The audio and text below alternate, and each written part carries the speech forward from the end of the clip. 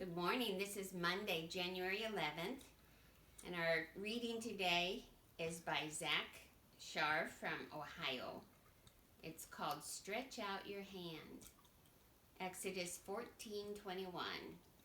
Then Moses stretched out his hand over the sea, and all that night the Lord drove the sea back and turned it into dry land, and the Israelites went through the sea on dry ground. The year 2018 was one of enormous change for me.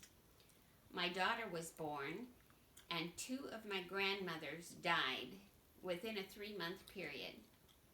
After constant prayer, I came to the conclusion that the best way to find peace and rest is always to raise our hands in praise and prayer to God. When the Egyptians were closing in on the Israelites, after Moses led them out of Egypt, God commanded Moses to raise his staff and stretch out his hand over the sea to part the waters. After decades in bondage and slavery, it would have been easy for Moses to decline in fatigue or doubt or anger. Instead of allowing the situation to defeat him and his people, Moses chose to listen to God.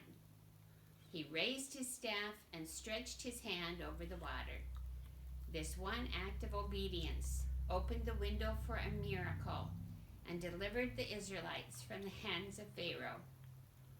When we choose to worship God, no matter our circumstances, God can do things that to the world seem impossible.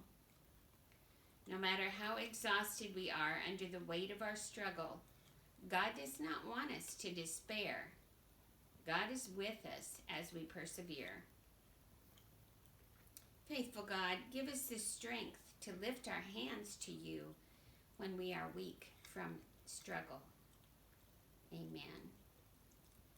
Our prayer focus is for somebody feeling exhausted. And I'm sure that there's a lot of those, especially our frontline workers. But those also recovering from illnesses and surgeries. My thought for the day is praising God through my struggles helps lead me through them. And pray you have a wonderful day in Jesus.